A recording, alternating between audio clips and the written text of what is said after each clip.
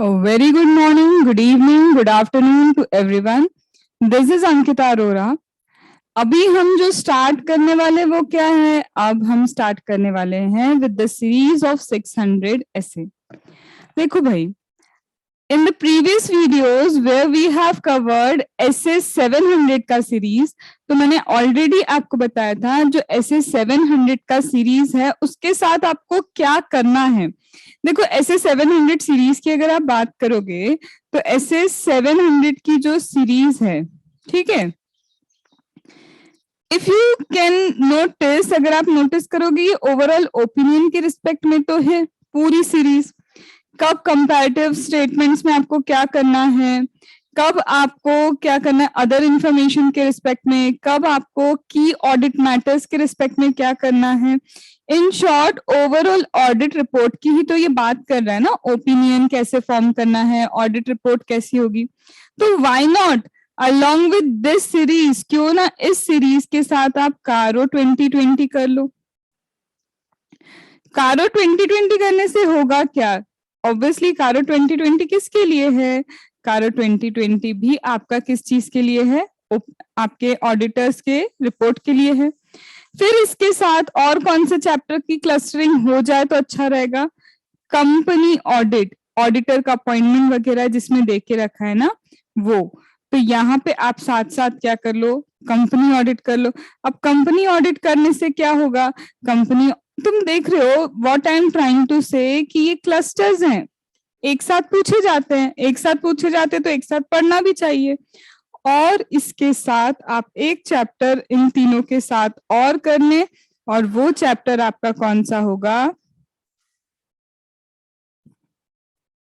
Audit report.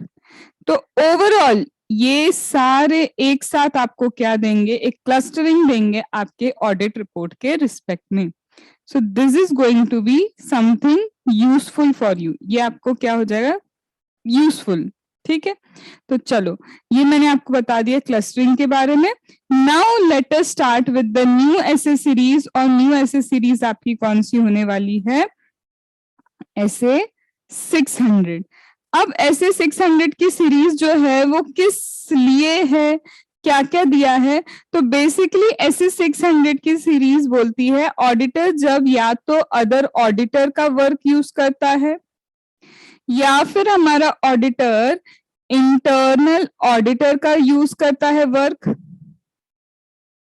या फिर auditor के एक्सपर्ट जो होते हैं, ऑडिटर्स एक्सपर्ट, उनके वर्क को यूज करता है. तो are you getting the cluster?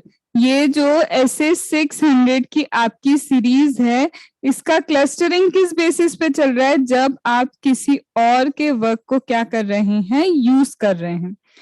तो आपको क्वेश्चन में कुछ ऐसे कीवर्ड्स मिलेंगे, ऐसी लाइन मिलेगी जिससे आपको समझ में आ जाएगा कि आप ऐसे 600 को एप्लीकेबल करना होता है. ठीक है, तो कई जगह ऐसा बोला जाता है ऐसे कि तो क्वेश्चन ही समझ नहीं आते, क्या पूछना चाहता है, वो तब समझ में आएंगे. मैं लिटरली बोल रही हूँ, ऐसे आपको तब समझ में आना स्टार्ट होगा जब आप सिर्फ सुनो मत, लिसनिंग स्किल्स मत रखो. मतलब मैम आप क्या करते हो, कोई भी रिवीजन वीडियो सुनोगे, कोई भी वीडियो सुनोगे, बस सुन लिया और डायरेक्टली क्या कर रहे हैं? क्वेश्चंस. आई वुड से नहीं, ये अप्रोच गलत है. आप सुनो, डेफिनेटली सुनो, कोई गलती नहीं है.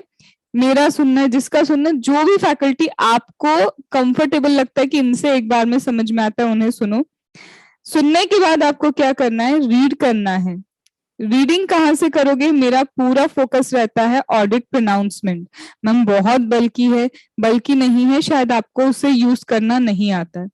किसने बोला वो जो A1 A2 वाले पैराग्राफ स्टार्ट होते हैं वो सब पढ़ना स्टार्ट करो? नहीं, आप सिर्फ उससे पहले की सारी चीजें करो, और जहां आपको लगता है कि पर्टिकुलरली इस पैराग्राफ को मुझे क्या करना है, पढ़ना है, तो वो रेफरेंस वो देख के रखते हैं, उसको आप क्या कर लो, पढ़ लो. तो एक बार रीडिंग करो, फिर रीडिंग के बाद जो भी आपके पास चार्ट बुक होगी या फिर आपने नोट्स बनाए होंगे या रीडिंग करते वक्त आपने जो भी हाईलाइट किया होगा, व्हाटएवर जो भी आपके पास है, अब उसको रेफर करके क्या करो? लर्न करो. अब उसे रेफर करके आपको क्या करना है? लर्न करना है. और ये लर्न होने के बाद आप आएंगे किस पे? क्वेश्चन पे.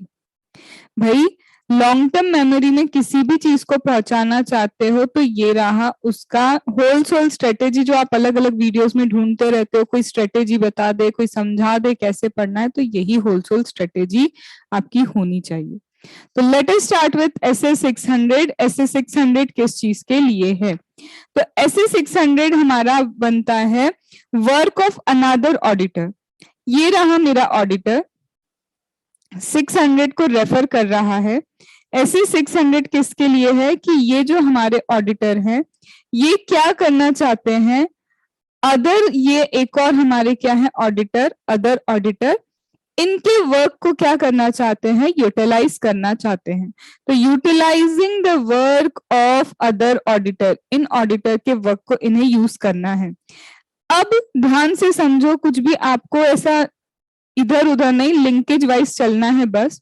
ये जो हमारे ऑडिटर हैं इनके बारे में अगर हम सोचें, ठीक है, ये सोचा हमने इनके बारे में, दिमाग लगा रहे हैं, इनका स्कोप क्या है, इनका ऑब्जेक्टिव क्या है, ये जो हमारा जो ऑडिटर है इन ऑडिटर का स्कोप एंड ऑब्जेक्टिव क्या है। तो अगर मैं बोलूं इनका जो स्कोप है, इनका जो ऑब्जेक्टिव है वो ये है कि इन्हें financial statement as a whole पे क्या देना है, ओपिनियन देना है। तो भाई ओपिनियन देने का होलसेल काम तो इन्हीं का है, यही ओपिनियन देंगे।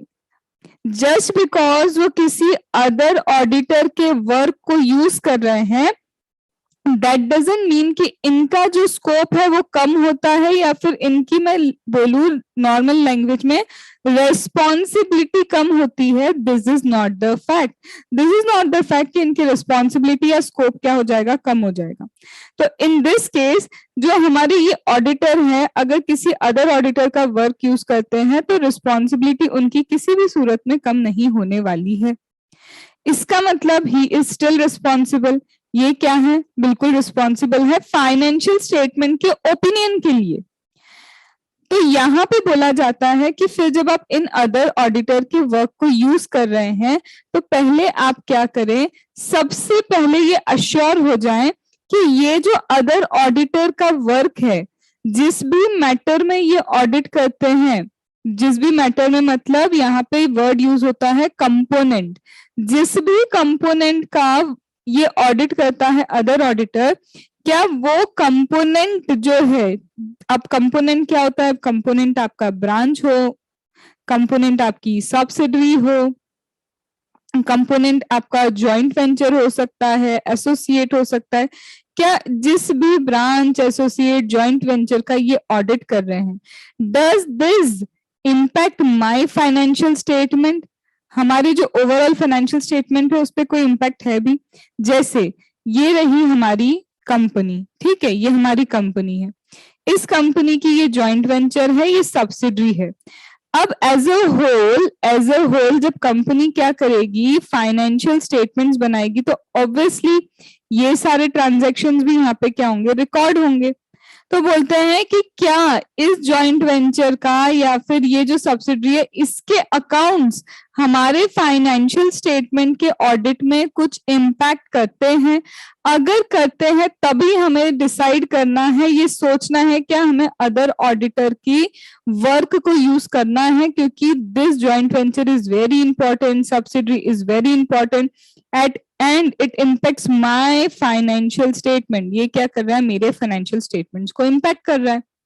तो क्या मुझे इस अदर ऑडिटर के वर्क को यूज करना चाहिए, तब आप डिसीजन लेंगे। नाउ डिसीजन तो ये हुआ कि हाँ भाई ये जो ब्रांच या फिर सब्सिडरी या जॉइंट वेंचर एसोसिएट, यस ये इम्पैक्ट करता है हमारे वर्क को, मतलब हमारे ऑडिट को। तो फिर से ये रहे हमारे ऑडिटर, इन्होंने डिसाइड किया यस हमें क्या करना है, यूटिलाइज करना है work of this other auditor. In other auditor के वर्क को हम क्या करना चाहते हैं, यूटिलाइज करना चाहते हैं। तो क्या ऐसे ही बस यूटिलाइज कर ले इनके वर्क को, नहीं। नाउ जब उन्हें पता है कि भले ही किसी और का भी वर्क यूज करोगे आपके ऊपर रिस्पॉन्सिबिलिटी तो सेम रहेगी, हमारे इस ऑडिटर को पता है क्या होगी, रिस्पॉन्सिबिलिटी तो वही रहेगी।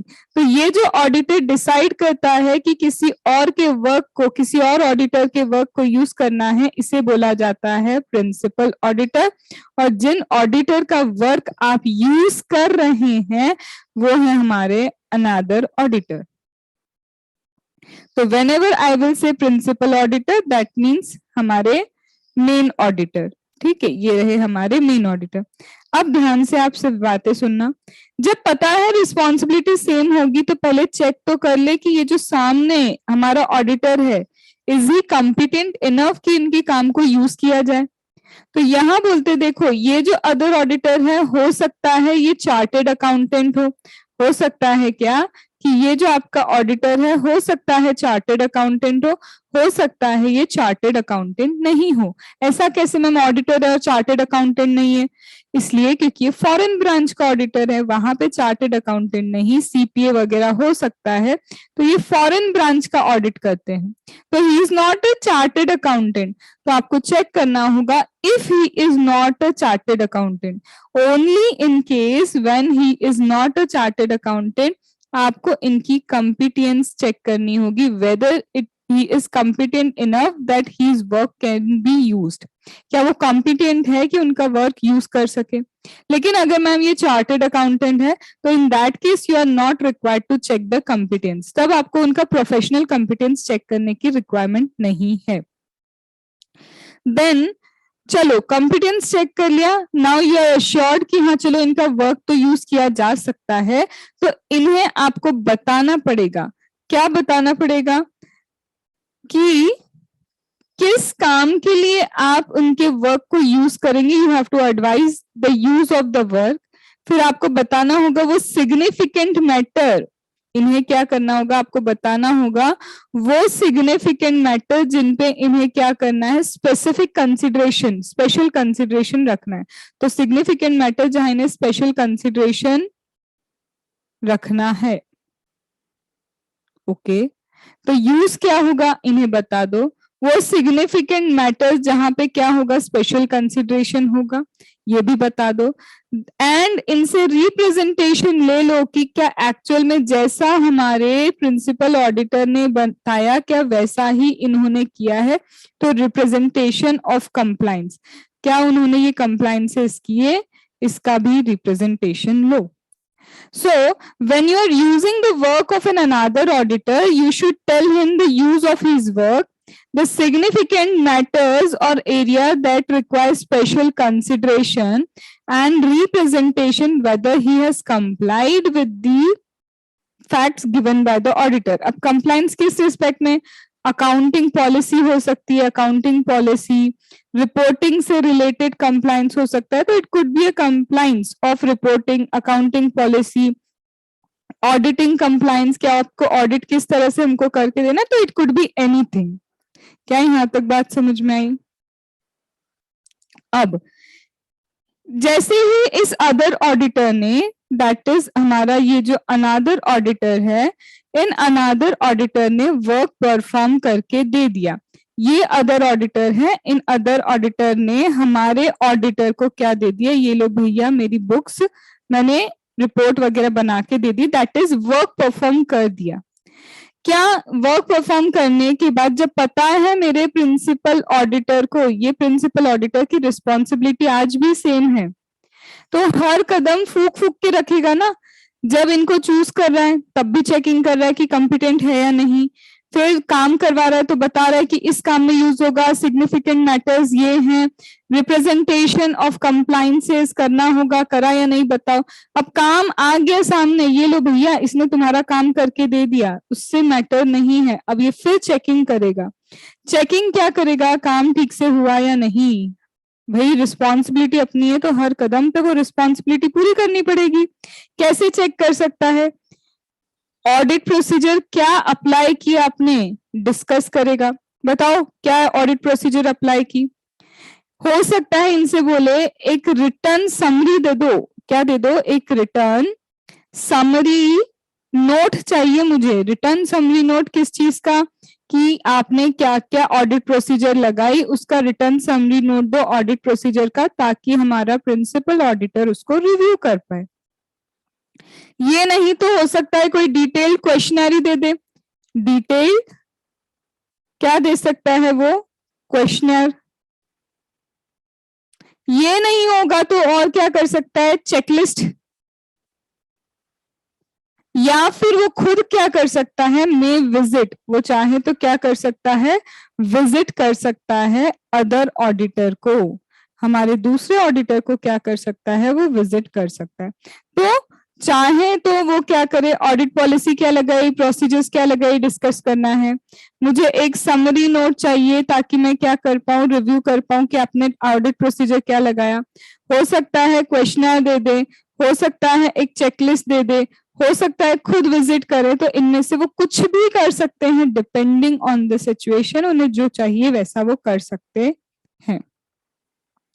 कई बार आपका जो स्टैच्यू होता है, मतलब लॉ है, लॉ जो भी गवर्न कर रहा है इस ऑडिट को, वो अलाउ करता है किसको, हमारे प्रिंसिपल ऑडिटर को, कि आप क्या कर सकते हो, कंपोनेंट को भी विजिट कर सकते हो।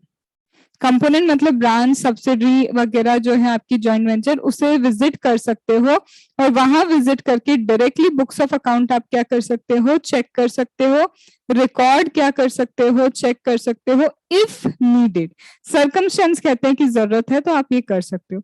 तो भाई सीधी सी बात है, मेरे ऑडिटर को क्या करना है, लगता है कि मुझे अदर ऑडिटर के वर्क को यूज करना है, मुझे क्या करना है, अदर ऑडिटर के वर्क को यूज करना है, बट ही नोस की रिस्पॉन्सिबिलिटी इनकी अभी भी सेम रहेगी।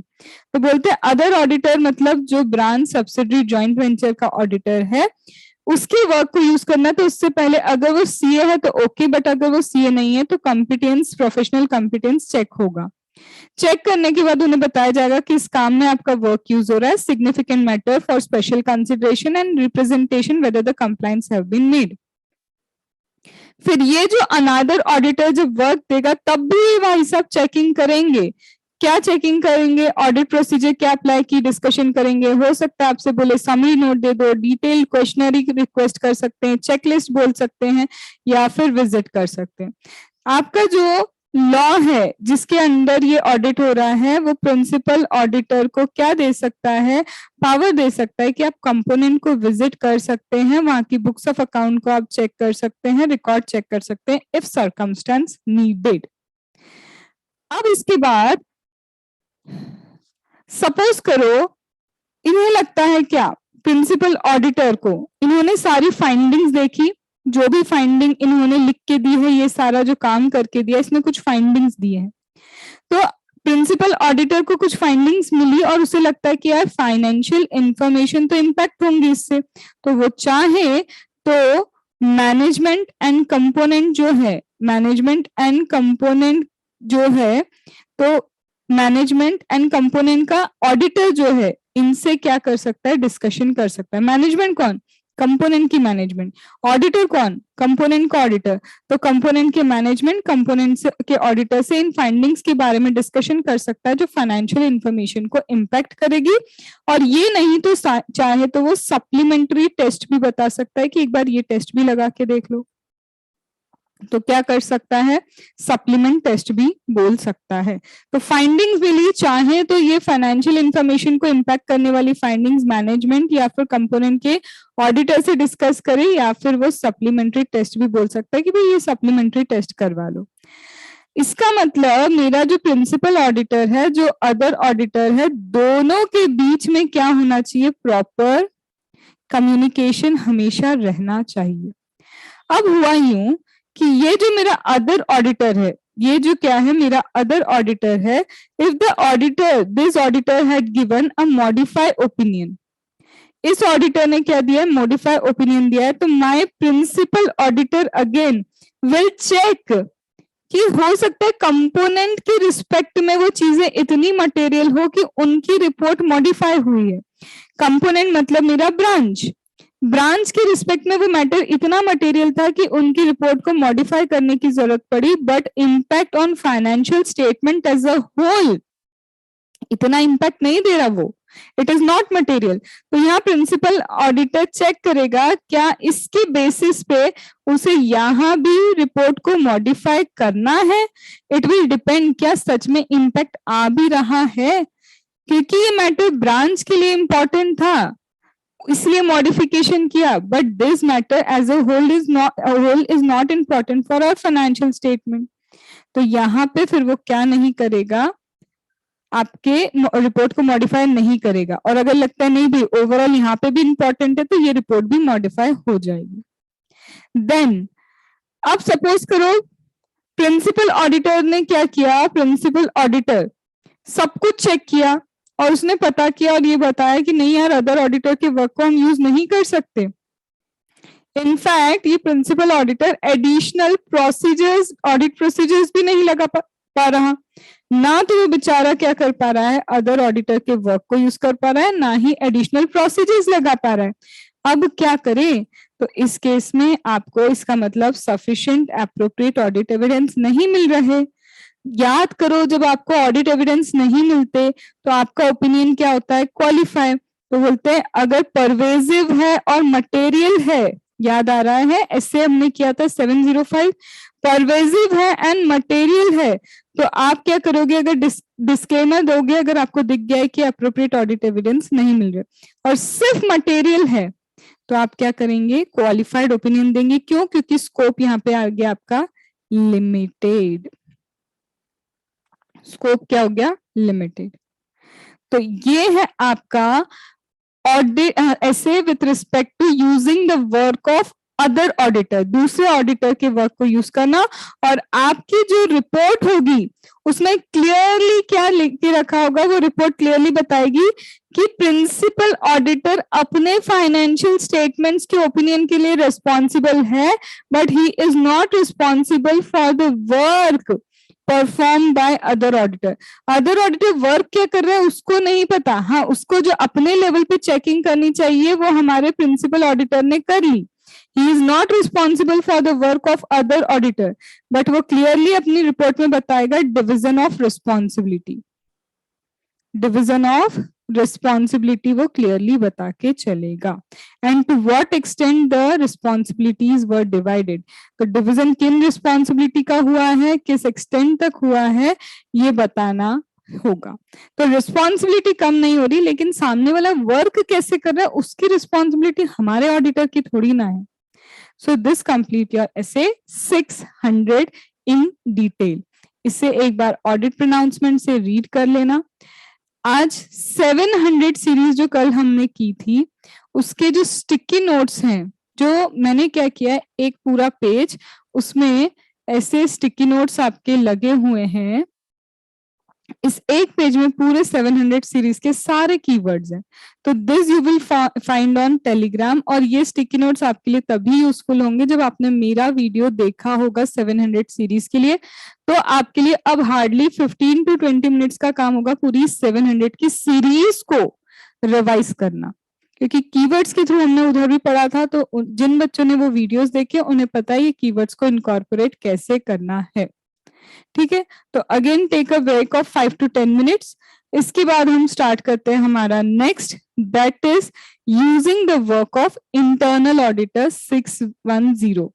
अब हम क्या करेंगे, स्टार्ट करेंगे with 610 using the work of internal auditor.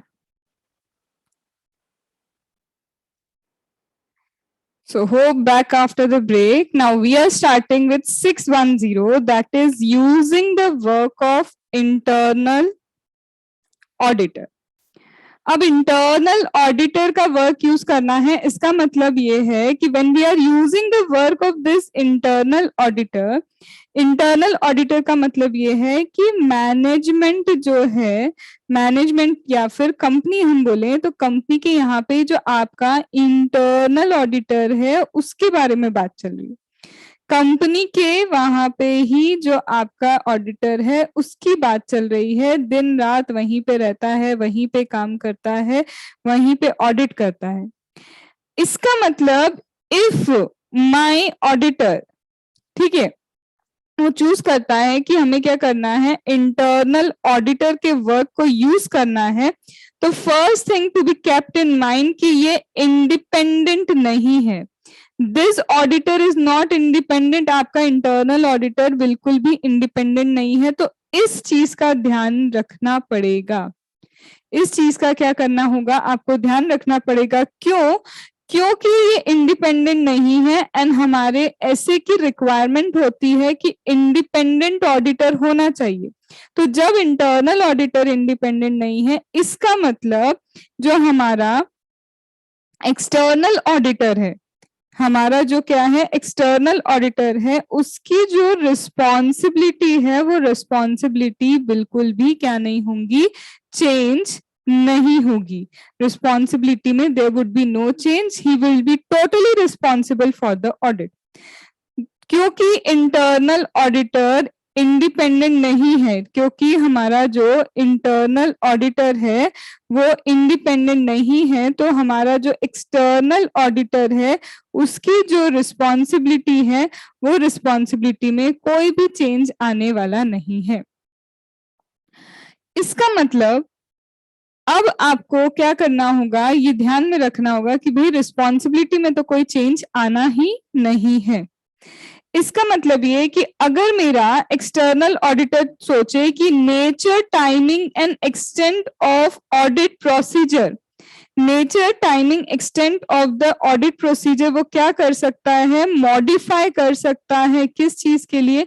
Modify on the basis of work perform by internal auditor. जो एक्चुअल में ये ऑडिट प्रोसीजर करनी किसको चाहिए थी, मेरे एक्सटर्नल ऑडिटर को ही करनी चाहिए थी। The audit procedure to have been perform by external auditor, but ये एक्सटर्नल ऑडिटर ऐसा सोच रहे हैं कि ऑलरेडी इंटरनल ऑडिटर ने तो ये वर्क कर लिया है, तो थोड़ा सा क्यों ना मॉडिफिकेशन हो जाए। तो बोलते हैं कि this modification can not be done, क्योंकि आपका इंटरनल ऑडिटर इंडिपेंडेंट नहीं है। तो इनके वर्क के बेसिस पे वो ऑडिट प्रोसीजर जो हमारे एक्सटर्नल ऑडिटर को परफॉर्म करने थे, उन ऑडिट प्रोसीजर को आप मॉडिफाई नहीं कर सकते। You can not modify that. फिर यहां बोलते कि सपोज करो जिस लॉ रेगुलेशन के according, according to the law and regulation, जिस भी लॉ एंड रेगुलेशन के अकॉर्डिंग क्या बोल रहे हैं कि आपको क्या करना है, ऑडिट करना है, और वो लॉ एंड रेगुलेशन बोलता है कि इंटरनल ऑडिटर का जो वर्क है वो इंटरनल ऑडिटर के वर्क को आप यूटिलाइज नहीं कर सकते, तो क्या लॉ एंड रेगुलेशन ओवरराइड करेगा हमारे स्टैंडर्ड ऑफ ऑडिटिंग को? तो बोलते हैं यस। इस रिस्पेक्ट में, सिर्फ इस रिस्पेक्ट में कि आपका लॉ बोलता है कि आप इंटरनल ऑडिटर के वर्क को यूज नहीं कर सकते, तो इस रिस्पेक्ट में यस, स्टैंडर्ड ऑफ ऑडिटिंग को ये लॉ क्या करेगा, ओवरराइड करेगा। But this does not mean कि लॉ ये कह पाए कि आप स्टैंडर्ड ऑफ ऑडिटिंग को ही फॉलो मत करो, ये ऐसा नहीं हो सकता है। तो law can not override standard of auditing compliances, compliances को नहीं रोक सकता व्हाइल कंडक्टिंग द ऑडिट, लेकिन हाँ बस इस रिस्पेक्ट में कि लॉ बोलता है कि आप इंटरनल ऑडिटर के वर्क को यूज नहीं कर सकते, वहां पे बस इस रिस्पेक्ट में ये ओवरराइड करता है स्टैंडर्ड ऑफ ऑडिटिंग को।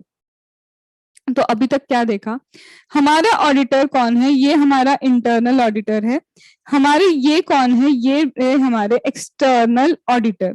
एक्सटर्नल ऑडिटर को लगता है क्यों ना इंटरनल ऑडिटर का वर्क यूज किया जाए।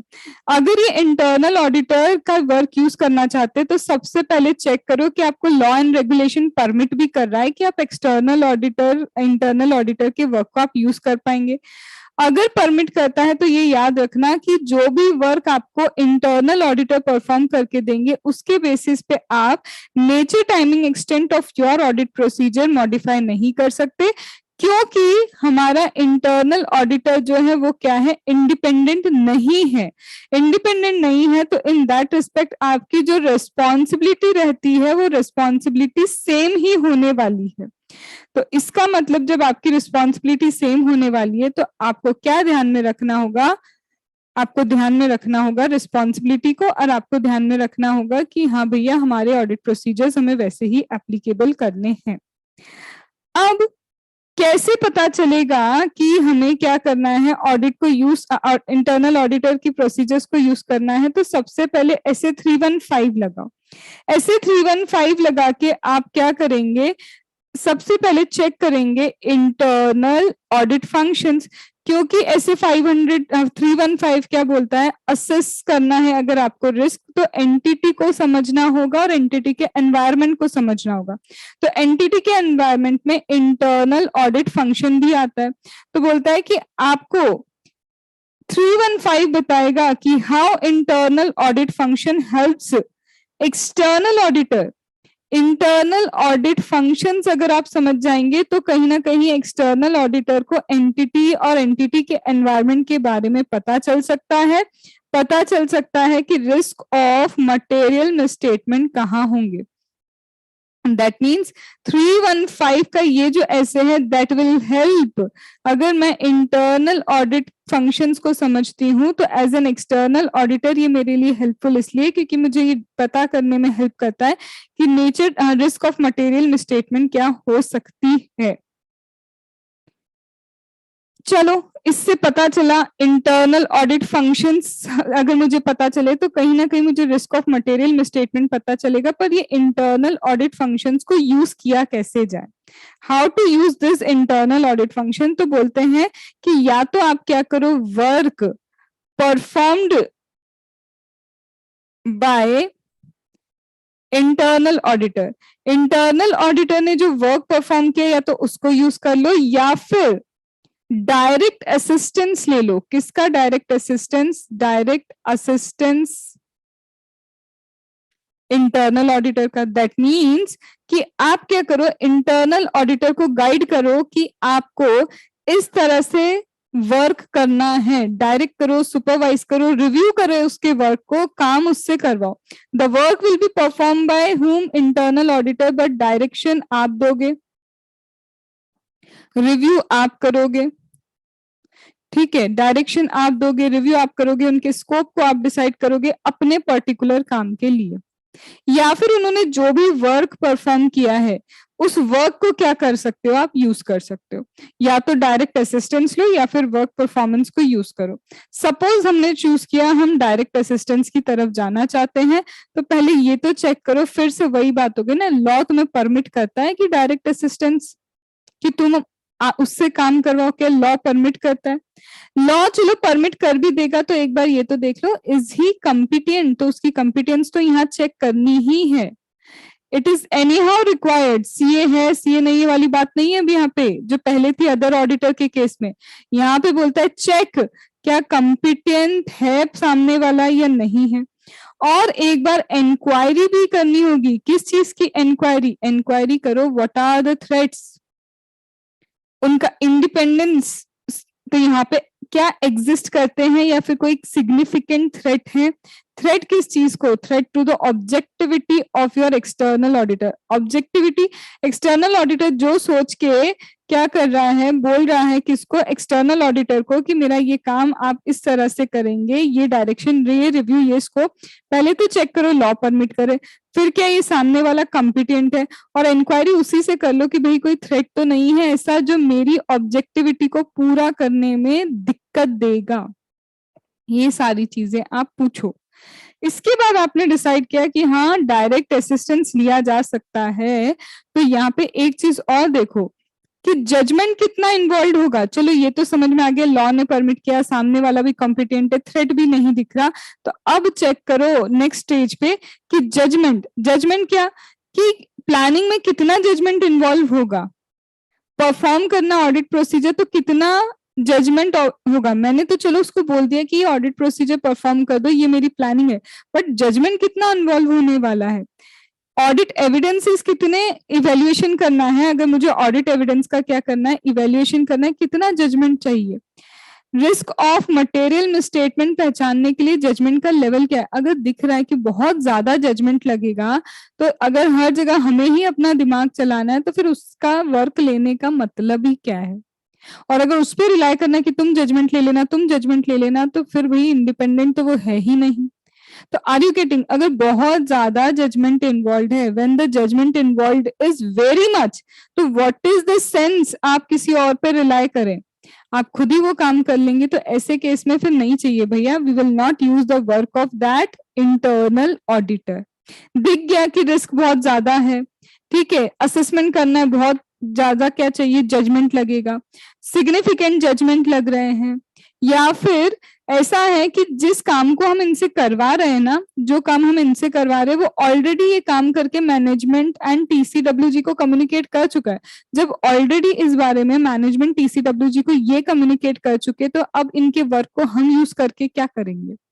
तो या तो planning, performing, audit evidence, risk of material misstatement, planning, performing, audit evidence, assessment of the risk of material misstatement, सब में जजमेंट बहुत सिग्निफिकेंट है, या फिर ये जो काम कर रहे हैं वो मैनेजमेंट टीसीडब्ल्यूजी को ऑलरेडी बता चुके हैं।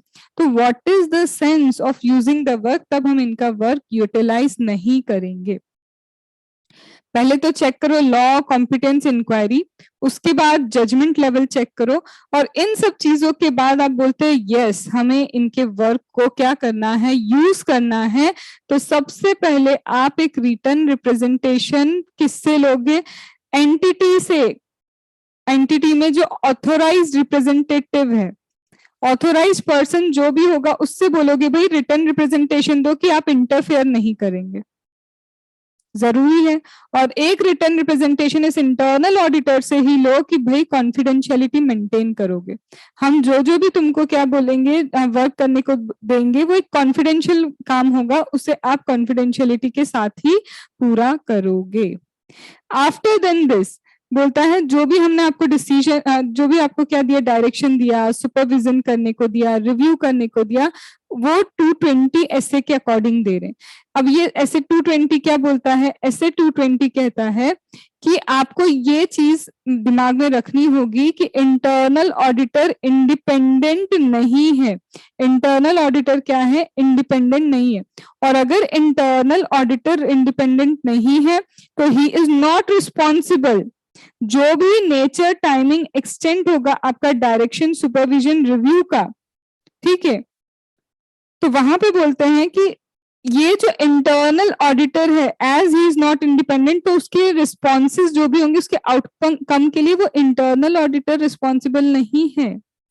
ठीक है, उसके बाद यहाँ पे इन शॉर्ट आपको ये बता के चलना है नॉर्मल लैंग्वेज में कि भाई सामने वाला इंडिपेंडेंट नहीं है, तो जो भी आउटकम वगैरह रहेगा तो ये रिस्पॉन्सिबिलिटी नहीं है, क्योंकि सामने वाला इंडिपेंडेंट नहीं है। अगर हम उसका वर्क यूज कर रहे हैं, हमें हमारी तरफ से पूरा ध्यान देना होगा, बट उसके रिस्पॉन्स और उसके आउटकम के लिए वो रिस्पॉन्सिबल नहीं है, because he is not independent. ठीक है, फिर इसके बाद यहाँ पे बोलते हैं एक और चीज याद रखना। अब इसका मतलब सामने वाला तुम बता रहे हो कि इंडिपेंडेंट नहीं है, तो तुम्हारी जो रिव्यू प्रोसीजर है उसमें एक चीज और रखना कि तुम्हें ऑडिट एविडेंसेस को भी चेक करना पड़ेगा। वो कौन से ऑडिट एविडेंस के बेसिस पे क्या कंक्लूजन निकाल रहा है तुम्हें चेक करना है। अगर मैं बहुत नॉर्मल बोलूं, जब पता है सामने वाला जो तुम्हारा काम कर रहा है वो इंडिपेंडेंट है ही नहीं, सामने वाला जो तुम्हारा क्या कर रहा है, काम कर रहा है, वो इंडिपेंडेंट है ही नहीं, तो सबसे पहले तो ये चीज रिपोर्ट में बताओ कि वो इंडिपेंडेंट नहीं होगा आउटकम्स के लिए, जो भी प्रोसीजर परफॉर्म करेगा वो इंडिपेंडेंट नहीं है। तो हमारे रिव्यू फंक्शन में एक चीज और होगी कि उसके ऑडिट एविडेंस को भी हम चेक करेंगे कि किन ऑडिट एविडेंसेस के बेसिस पे वो क्या काम कर रहा है, क्या डिसीजन ले रहा है, क्या कंक्लूजन है। और साथ साथ में रिव्यू करते वक्त हम बिल्कुल अलर्ट रहेंगे उन इंडिकेशंस के लिए, जो इंडिकेशन ये कहते हैं कि अब इसके काम को रिलाय नहीं किया जा सकता, मतलब इसके वर्क को हम यूज नहीं कर सकते। तो when you are choosing to use directly आप चाहते हो कि सामने वाला तुमको असिस्टेंस दे, तो पहले लॉ चेक करो, कॉम्पिटेंस चेक करो, उसके बाद लॉ चेक कर लिया, कॉम्पिटेंस चेक कर लिया। अब इन दोनों को चेक करने के बाद उससे इंक्वायरी करो, भैया थ्रेट वगैरह की इंक्वायरी कर रहे हैं। इसके बाद आपको जजमेंट चेक करना है कि प्लानिंग लेवल पे, असेसमेंट के लेवल पे, ऑडिट एविडेंस के लेवल पे, रिस्क असेसमेंट के लेवल पे जजमेंट कितना इन्वॉल्व है। और अगर वो ऑलरेडी जो काम करता है मैनेजमेंट टीसीडब्ल्यूजी को बता चुका है तो उसके वर्क को यूज नहीं करना है।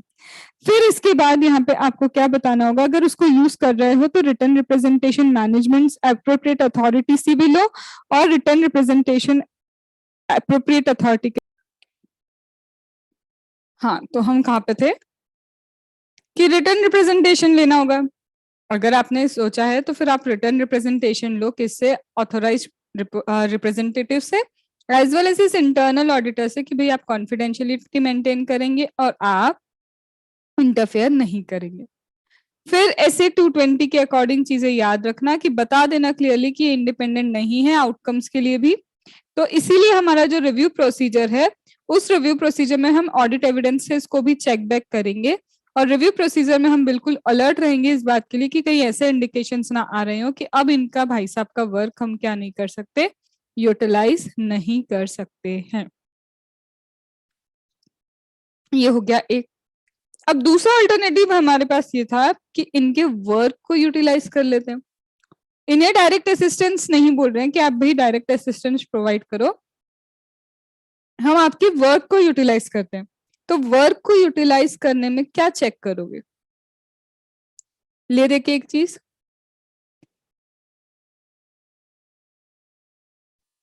कॉम्पिटेंस। इसके बाद आप ये देखो, जो कंपनी है, जिस कंपनी का ये क्या है, इंटरनल ऑडिटर है, उस कंपनी में जो पॉलिसी, प्रोसीजर, स्टेटस है किस चीज का, इंटरनल ऑडिट फंक्शन का। ये जिस कंपनी में इंटरनल ऑडिटर है और इस कंपनी के पॉलिसी, प्रोसीजर, स्टेटस जो इंटरनल ऑडिट फंक्शन से रिलेट करते हैं, वो कितने सिस्टमैटिक हैं या फिर कितने अच्छे हैं कि वो इंटरनल ऑडिटर के ऑब्जेक्टिव को हेल्प करें, अचीव करने में हेल्प करें। मतलब इंटरनल ऑडिट के रिस्पेक्ट में पॉलिसी, प्रोसीजर, स्टेटस क्या है कंपनी के पॉलिसी वगैरह का, कि वो इंटरनल ऑडिटर के जो ऑब्जेक्टिव्स है उसे भी अचीव करने में हेल्प कर भी रहे हैं या नहीं। जब इधर का ही ऑब्जेक्टिव अचीव नहीं होगा तो हमारे ऑडिटर का ऑब्जेक्टिव कैसे अचीव होगा। और साथ साथ में आप क्वालिटी कंट्रोल का भी ध्यान रखें।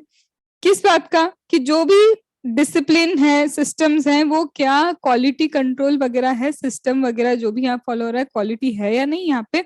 इन तीन चीजों को, कॉम्पिटेंस, उसके बाद ये तुम्हारा इंटरनल ऑडिट फंक्शन के रिस्पेक्ट में पॉलिसी, प्रोसीजर के स्टेटस और क्वालिटी कंट्रोल्स को चेक करके अब आप ये डिटरमाइन करें कि कितना, कौन सा एरिया, किस एक्सटेंट तक, किस नेचर की चीज है जिसमें आपको क्या करना है, इंटरनल ऑडिटर के वर्क को यूज करना है।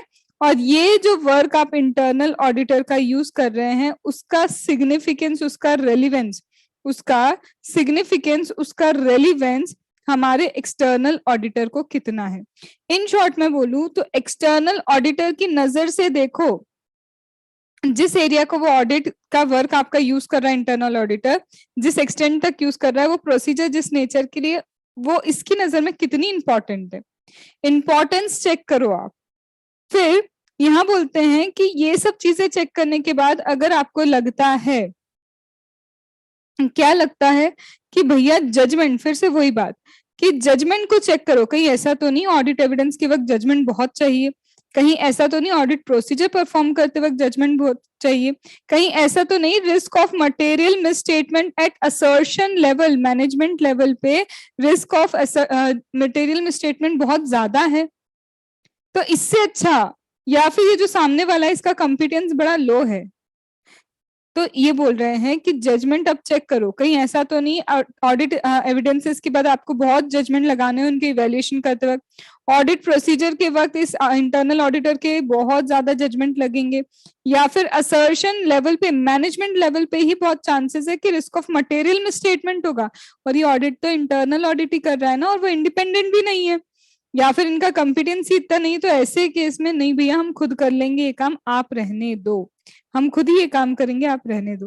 तो हर लेवल पे चेक करो सबसे पहले कि क्या कॉम्पिटेंट है, क्या क्वालिटी कंट्रोल है, क्या यहाँ पे ऑब्जेक्टिव वहां पे अचीव हो रहा है इंटरनल ऑडिट का।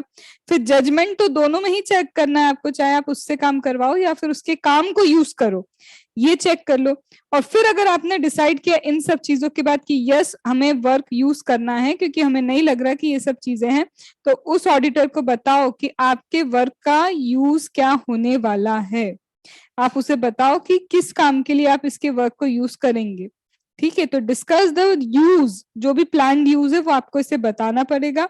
इसके बाद आपको सफिशिएंट क्या करने पड़ेंगी, ऑडिट प्रोसीजर्स अप्लाई करनी पड़ेंगी।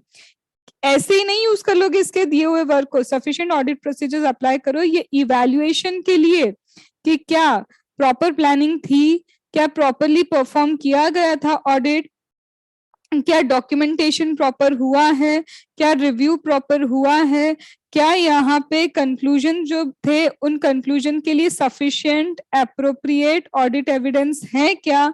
तो ये सारी चीजें और ये जो भी कंक्लूजन है ये एप्रोप्रिएट है कि नहीं, मतलब उसका काम पूरा एक बार आप चेक कर लो। तो दो रास्ते आपके पास, या तो उसके वर्क को यूज करो या फिर उसको डायरेक्ट करो कि तू काम कर। अगर वो काम कर रहा है तो लॉ बोलता है सही है, काम कर सकता है वो, लॉ को चेक करो। लॉ के बाद चेक करो कहीं उसका थ्रेट वगैरह कुछ तो नहीं आता, क्या वो कॉम्पिटेंट है, यहाँ पे भी चेक करो कॉम्पिटेंट है। क्वालिटी कंट्रोल चेक करो और क्या इंटरनल ऑडिट फंक्शन के जो ऑब्जेक्टिव्स है उसके वो अचीव कर पाता है पॉलिसी प्रोसीजर जो कंपनी का इंटरनल ऑडिट फंक्शन के रिस्पेक्ट में है। फिर दोनों ही जगह आपको चेक क्या करना होता है, जजमेंट चेक करना होता है।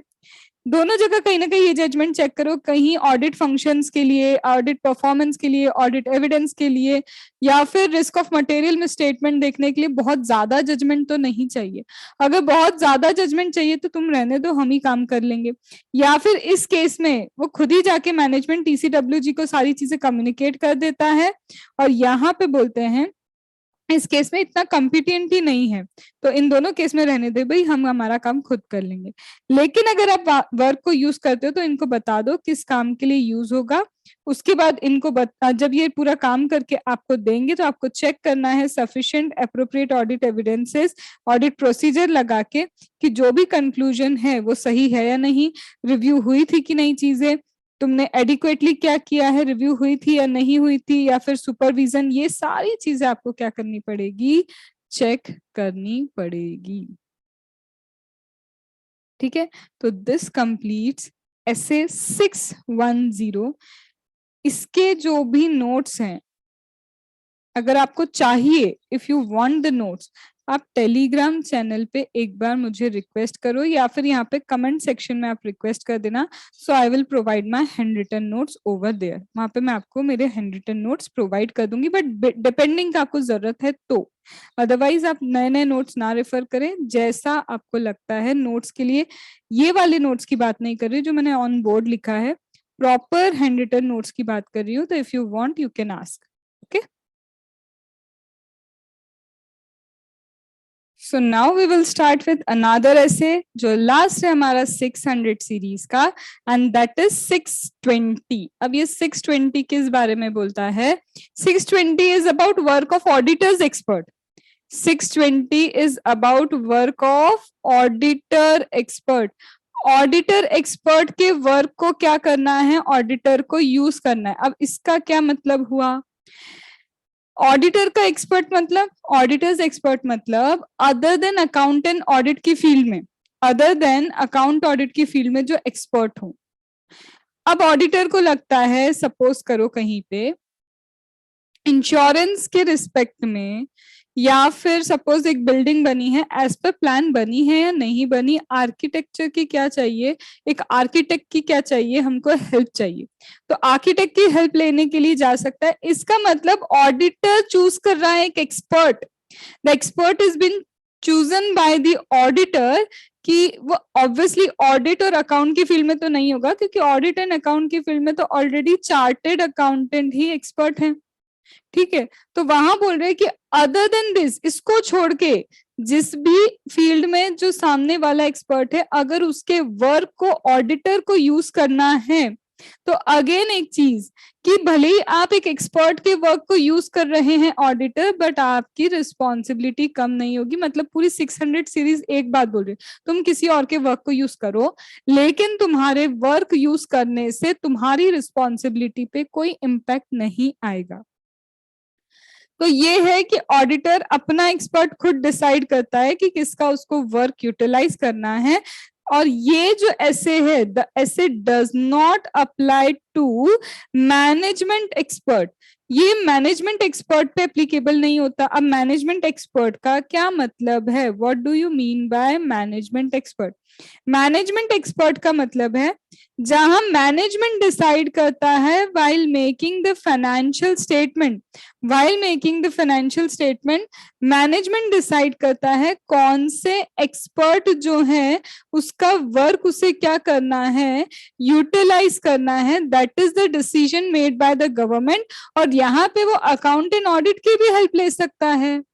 इधर उन्होंने बोला है चलेगा, बट एक ऑडिटर जो खुद अकाउंट एंड ऑडिट का एक्सपर्टीज है, वो यहाँ पे अगर अकाउंट एंड ऑडिट के लिए ही एक्सपर्ट की राय लेगा तो कैसे चलेगा?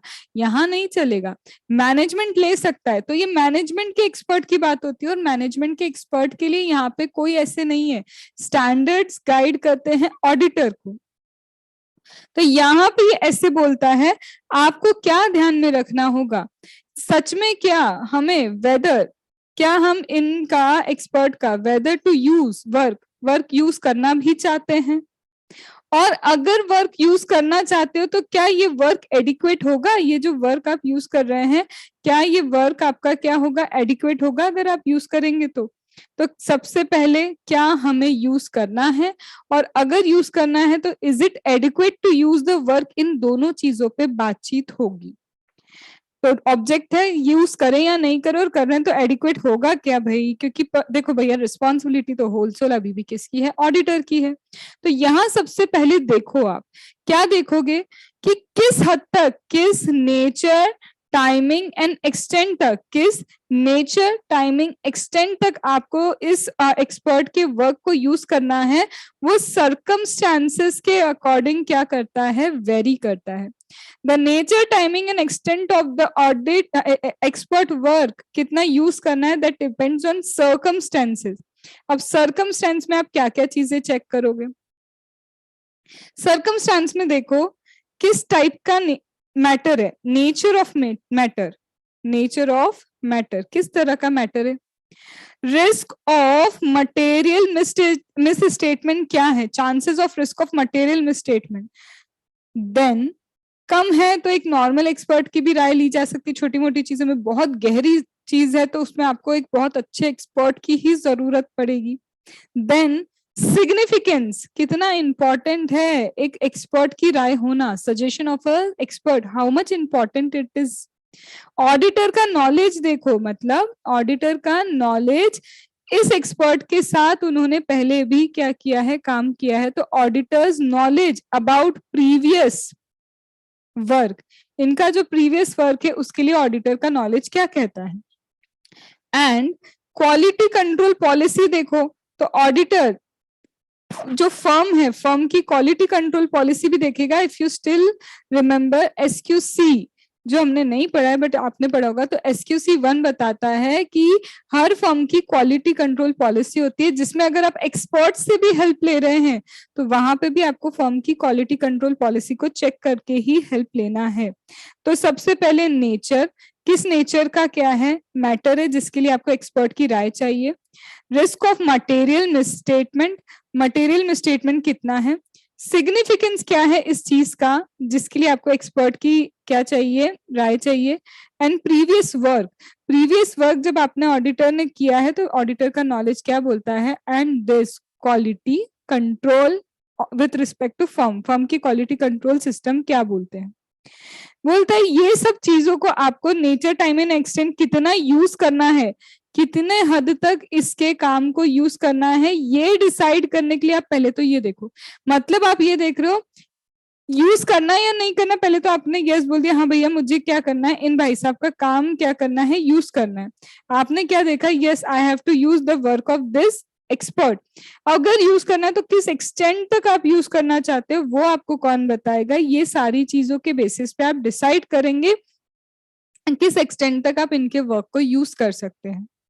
तो इसके बाद यहाँ पे चलो हमने डिसाइड किया इतने एक्सटेंट तक हमें क्या करना है, यूज करना है, लेकिन एक्सपर्ट कौन होगा ये भी तो डिटरमाइन करो। मतलब डिटरमाइन करोगे expert on the basis of capability, competence, सामने वाला कितना कॉम्पिटेंट है, उसमें कैपेबिलिटी कितनी है, ये चीजों के बेस पे और आपका ऑब्जेक्ट क्या है, ऑब्जेक्टिविटी क्या है, इन सब के बेसिस पे आप क्या करेंगे, एक्सपर्ट सोचेंगे कि कौन हो सकता है।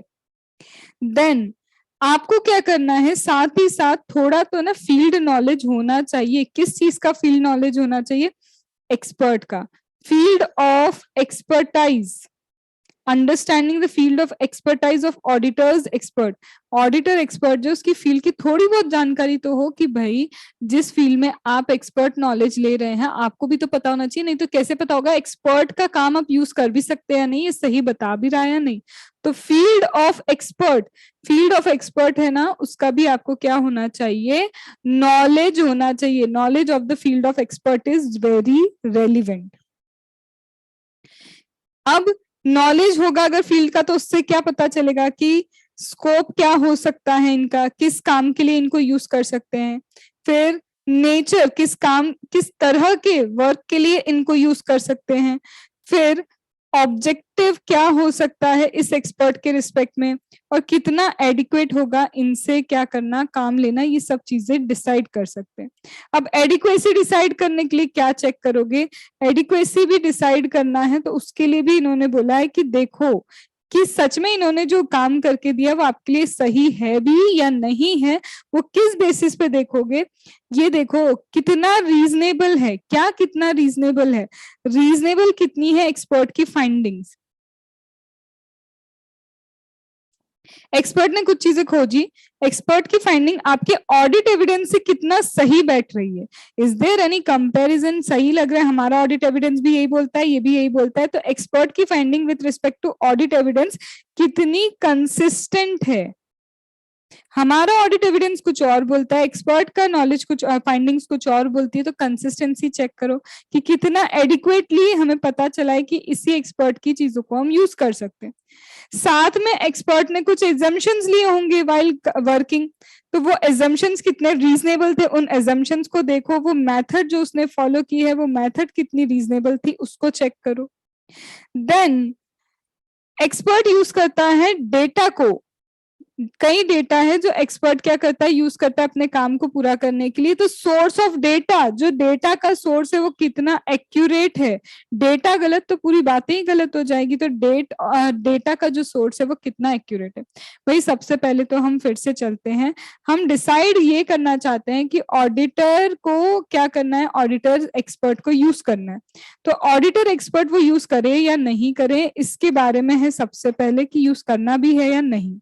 और अगर आप ऑडिटर एक्सपर्ट के वर्क को यूज करना चाहते हैं तो कितना एडिक्वेटली वो वर्क कर रहा है, या फिर उसका वर्क कितना एडिक्वेट है कि आप उस पर रिलाई कर सकते हैं।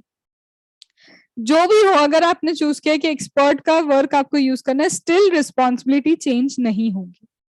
अब आपको ये डिसाइड करना है वर्क यूज करे या नहीं करे, उसके लिए वो क्या बोलते हैं, सबसे पहले ये देखो किस टाइप का मैटर है जिसके लिए आपको क्या करना है, एक्सपर्ट नॉलेज चाहिए, रिस्क ऑफ मटेरियल मिसस्टेटमेंट कितनी है, इस काम का सिग्निफिकेंस कितना है, और पिछली बार जब भी काम किया था ऑडिटर ने उसके बेसिस पे and quantity control system of the firm के बेसिस पे आप नेचर टाइमिंग एक्सटेंड डिसाइड करो किस हद तक आपको वर्क यूज करना है।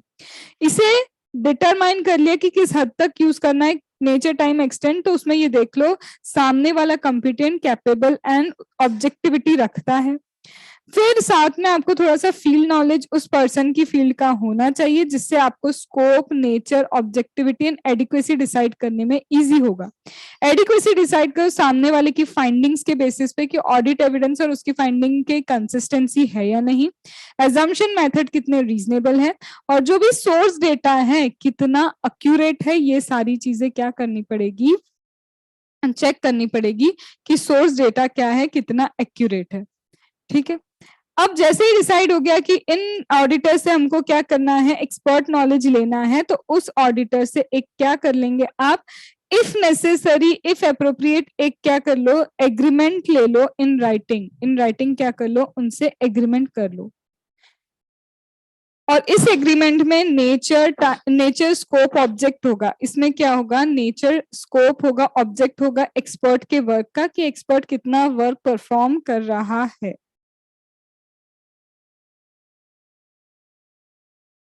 तो यहाँ पे इस एग्रीमेंट में क्या होगा, नेचर, स्कोप, ऑब्जेक्टिव क्या है इस एक्सपर्ट का, उसके रोल्स एंड रेस्पॉन्सिबिलिटी क्या है इस एक्सपर्ट की, फिर दोनों में जो एक्सपर्ट एंड ऑडिटर है, ऑडिटर एंड एक्सपर्ट है, उन्होंने क्या होना चाहिए, प्रॉपर कम्युनिकेशन होना ही चाहिए।